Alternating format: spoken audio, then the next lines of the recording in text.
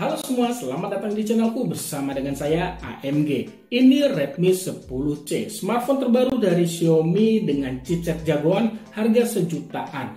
Lalu apakah Redmi 10C menjadi smartphone yang layak untuk dibeli? Saya akan bahas di video ini setelah penggunaan smartphone ini selama 3 minggu. Seperti biasanya nih, sebelum saya lanjut ke pembahasan, tiada pernah bosan saya butuh dukungan dari kamu semua, khususnya buat kamu yang belum subscribe, ayo dong subscribe channel ini dan jangan lupa juga mengaktifkan bel notifikasinya. Untuk kamu semua yang menonton, jangan lupa ya menekan tombol like untuk video ini.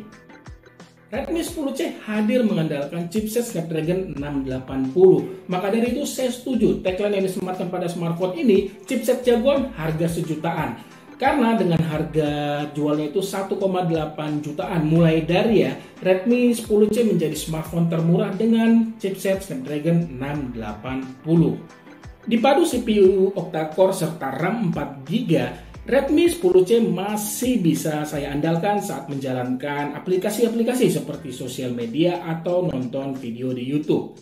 Diajak main game seperti Mobile Legends masih bisa saya mainkan dengan lancar pada pengaturan refresh rate high serta grafisnya itu ultra.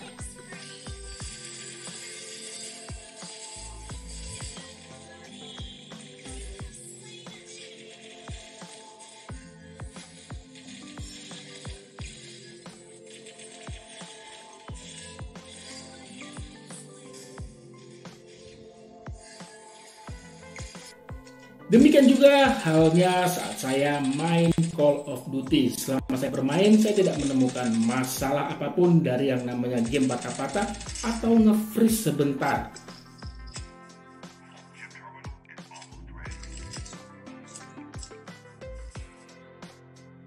Tapi nih, buat kamu yang ingin membeli smartphone ini ada dua catatan dari saya. Yang pertama itu RAM yang tersedia hanya 4GB saja. Redmi 10C hadir dengan RAM 4GB dan tidak ada teknologi penambahan RAM. Jadi jangan terlalu banyak install aplikasi termasuk game loh. Maksimal kalau saran saya ya 2 game saja. Selain itu agar lebih lancar saat buka aplikasi, jangan biarkan banyak aplikasi berjalan pada background. Yang kedua, storage 64GB. Untuk storage sih memang ada dua pilihan, 64 dan 128GB. Jadi ini khusus buat kamu yang ingin membeli storage 64GB ya. Lebih baik manfaatkan slot microSD yang tersedia untuk menyimpan file-file media seperti foto ataupun video. Tenang saja, saat pasang slot microSD kamu tetap bisa pasang 2 nano SIM card juga. Berkat slot SIM tray yang di bawahnya itu ada 3. Di bagian softwarenya sendiri, Redmi 10C berjalan pada Android 11 dengan tampilan antarmuka MIUI 13. Hal yang harus dikorbankan agar harga jual smartphone ini terasa murah ya, atau menjadi yang paling murah, yaitu pada kualitas layar hanya resolusi HD+. Ya, keuntungannya sih dengan menggunakan resolusi HD+ membuat kinerja chipsetnya itu lebih ringan dan sedikit memakan RAM dibanding layar beresolusi Full HD+. Selain itu, jelas ini akan lebih menghemat daya tahan baterai. Ya, keuntungannya sih dengan menggunakan resolusi HD+ membuat kinerja chipsetnya itu lebih ringan dan sedikit memakan RAM dibanding layar beresolusi Full HD+. Selain itu, jelas ini akan lebih menghemat daya tahan baterai. Dari sisi visual, resolusi HD+ pada layar seluas 6,71 inch tetap memberikan ketajaman yang terlihat cukup ya. Panel IPS LCD yang disematkan bukan yang terbaik sih menurut saya. Saturasi warna yang dihasilkan tuh sedikit kurang ya, begitu pula dengan kontrasnya. Akan terasa banget perbedaannya bila selama ini kamu sudah menggunakan smartphone beresolusi Full HD+. Tapi semakin lama saya menggunakan smartphone ini, saya sudah terbiasa pada kualitas layarnya. Intinya, masih kategori cukup nyaman dari sisi visual. Salah satu bagian yang menjadi nilai plus pada layar smartphone ini dibandingkan layar pada smartphone dari brand lain di kelas yang sama ya, yaitu sudah disematkannya sertifikasi Wi-Fi L1. Jadi bisa menikmati konten ataupun menonton film di Netflix ya, sejenisnya juga pada kualitas HD. Dan untuk perlindungan layarnya melalui sumber yang saya baca, GSM Arena sudah menggunakan Corning Gorilla Glass, tapi di situ tidak disebutkan sih 1, 2, 3, berarti ini generasi yang pertama. Penggunaan di bawah terik matahari masih cukup terang dan nyaman lah bila hanya ingin sekedar lihat notifikasi masuk atau membalas pesan singkat. Soal model layar drop display, buat sebagian orang sih tidak akan suka karena terlihat jadul. Nah, bagian jadul lainnya terdapat pada penempatan sensor sidik jari pada back cover. Sensor pemindai sidik jari diletakkan pada frame kotak hitam bersamaan dengan 2 buah kamera LED flash dan tulisan-tulisan pendampingnya. Untungnya nih ya, respon baca sensor tersebut tergolong cukup bagus. Sama halnya sensor pemindai wajah melalui kamera depan pada kondisi cahaya yang terang. Bagian back cover bermaterial polikarbonat. Ada corak garis-garis miring tipis dengan finishing doff yang memberikan keuntungan. Tidak terlalu mudah meninggalkan noda sidik jari dibanding finishing glossy. Terkait bagus atau tidaknya desain back cover yang dibawa ya, semua itu tergantung selera masing-masing ya. Kalau menurut saya sih desain back covernya terlihat biasa saja. Untuk mengabadikan momennya dalam bentuk video ataupun foto, Redmi 10C dibekali 3 buah kamera. Ada kamera utama beresolusi 50 megapiksel dengan bukaan lensa f1.8 ditemani lensa depth 2 megapiksel dengan bukaan lensa f2.4. Satu kamera lainnya ada di depan, beresolusi terbilang standar ya, hanya 5 megapiksel saja. Ya, kenapa saya bilang standar ya? Agak disayangkan juga ya HP Xiaomi di harga 1,8 jutaan yang biasanya itu kan hadir dengan lensa ya minimal 8 megapiksel, ini hanya 5 megapiksel saja. Fitur kamera terbilang cukup banyak lah ya, seperti ada mode Pro, Night, hingga video timelapse yang bisa mengatur kecepatan dan waktu perekaman. Hasil foto di kondisi cahaya berlimpah ya khas HP Xiaomi di kelas menengah ke bawah. Warna fotonya itu terlihat sedikit di bawah warna asli objek foto ya, dengan detail yang cukup saja. Bukan berarti ini terlihat pucat ya, sedikit di bawah saturasi lah, tapi masih oke lah.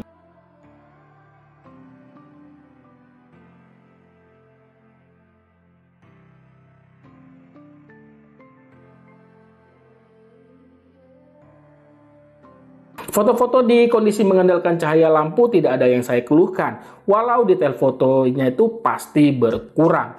Tapi untuk foto-foto di kondisi low light atau malam hari ya sekedar ada sajalah. Memanfaatkan mode night agar foto lebih terang atau mode pro menjadi solusi agar kualitas foto terlihat lebih bagus.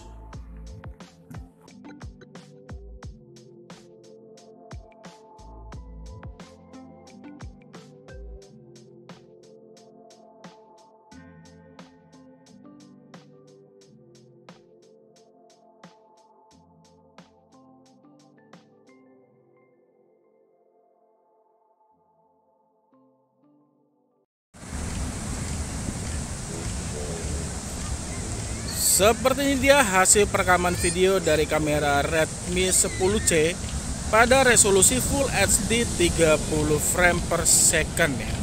Nah, untuk perekaman videonya ini tidak ada yang namanya untuk mengaktifkan filter ataupun beauty ya, dan sudah jelas juga tidak ada yang namanya AIS ya pada perekaman videonya. Jadi kalau merekam video pastikan tidak terlalu banyak guncangan atau gerakan ketika melakukan perekaman video.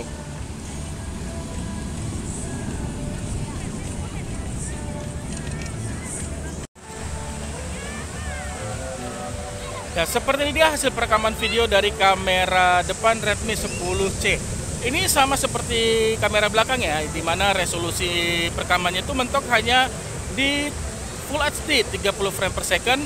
Terus tidak ada yang namanya EIS, tidak ada namanya filter, tidak ada yang namanya beauty ataupun efek bokeh ya. Jadi di sini kamera khusus untuk perekaman video ya dibuat standar saja ya.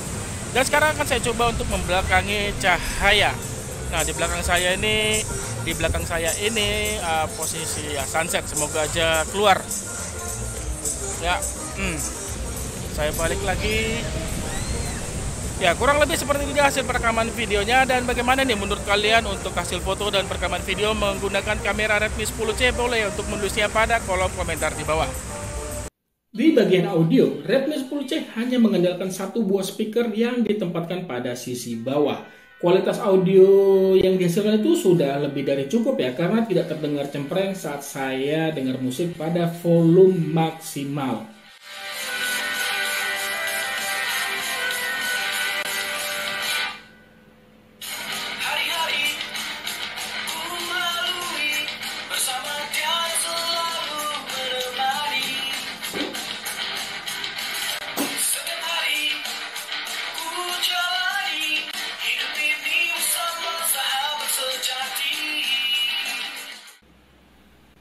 Selain performa, bagian yang paling saya suka dari Redmi 10C ada pada daya tahan baterai sebesar 5000 mAh karena sangat bisa diandalkan. Penggunaan santai saya nih ya, sekedar sosmed dan nonton video di YouTube mampu menghasilkan screen on time-nya itu selama 11 jam. Tapi kalau saya push dengan bermain game, di sini saya sering bermain game Mobile Legends ya, sekitar 3 jaman ya, 3 jam lebih lah ya. Itu screen on time-nya bisa tembus 6 jam lebih dengan menyisakan kapasitas baterai terbilang masih banyak.